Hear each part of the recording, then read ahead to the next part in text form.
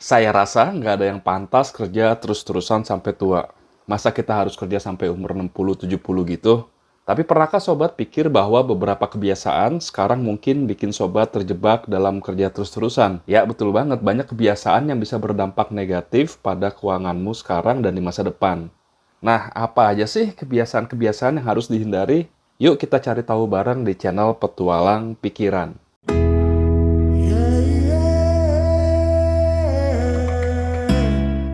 Nomor satu, nggak nyimpen uang. Mudah banget ngelepasin tugas untuk nabung kalau pendapatannya banyak setiap bulan. Mungkin sobat berpikir, gue gajinya gede banget nih, nggak usah ribet-ribet nyimpen duit, nanti aja deh. Sampai situ saya setuju. Tapi, pernahkah sobat mikir, kemungkinan kehilangan pekerjaan itu ada? Atau sobat berharap kerja di kantor itu selamanya? Nggak juga kan? Nah, menyisihkan sebagian uang, baik itu untuk tabungan pensiun atau dana darurat, tujuannya buat persiapan menghadapi masa-masa sulit ke depan. Jadi kalau ada masalah tiba-tiba, sobat nggak buntung dan nggak punya apa-apa. Bayangin aja misalnya sobat nggak nabung, padahal penghasilan sobat puluhan juta setiap bulan. Terus tiba-tiba kehilangan pekerjaan. Nah, sobat bakal pinjem uang dari teman dan keluarga cuma buat bertahan hidup. Terus setelah dapat kerjaan baru, sobat harus bayar utang ke mereka. Artinya, sobat harus kerja lebih lama lagi sebelum bisa ngumpulin uang buat diri sobat sendiri.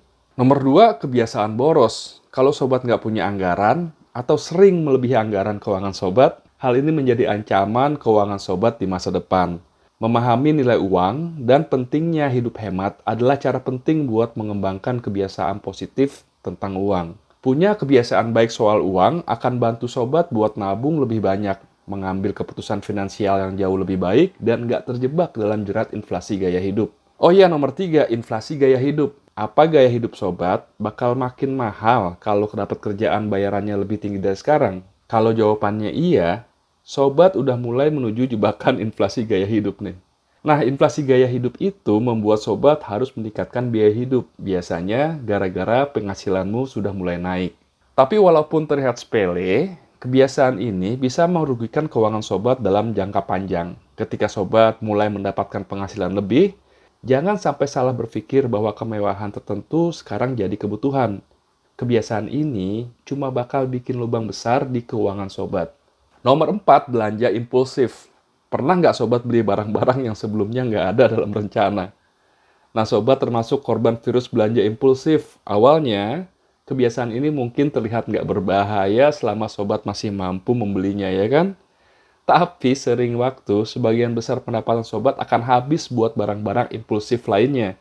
Akhirnya, sulit buat nabung dan sobat kesulitan untuk membeli kebutuhan pokok. Kalau kebiasaan ini berlangsung lama, sobat nggak punya pilihan selain kerja bertahun-tahun lagi buat nutupin keuangan yang terkuras gara-gara belanja impulsif. Nomor 5, terlalu fokus pada masa kini. Kalau ada masalah yang nggak punya solusi, sobat tetap nyari kerja, nyari solusinya, atau malah mengabaikannya.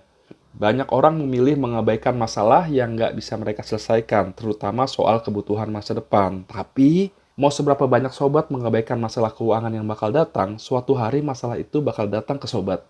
Jadi meskipun sobat memilih tenggelam dalam kesenangan sekarang dan berpikir bahwa masa depan akan memperbaiki diri sendiri, sebenarnya sobat udah ngebuka jalan ke bencana keuangan. Kalau nggak mau kerja seumur hidup, sekarang saatnya mulai merencanakan masa depan sobat. Pertimbangkan itu dalam segala hal yang sobat lakukan, dari anggaran, pengeluaran, gaya hidup, sampai makanan. Harus siap-siap buat pensiun jauh sebelum usia pensiun resmi datang. Nomor 6, pengelolaan utang yang buruk. Kita tahu nggak mungkin banget nggak ada utang di dunia sekarang. Tapi sobat bisa memutuskan seberapa besar utang tersebut mempengaruhi keuangan sobat. Kalau sobat sering ketinggalan bayar, itu bisa jadi tanda bahwa sobat nggak punya rencana yang akurat buat bayar hutang. Ketinggalan bayar hutang bisa berujung pada bunga yang lebih tinggi, yang akhirnya menggerus uang sobat buat hal-hal yang lain. Meskipun terdengar tidak mungkin, menolak bayar hutang tepat waktu bisa membuat kamu harus kerja sampai tua nih. Nomor 7, berharap ada keajaiban.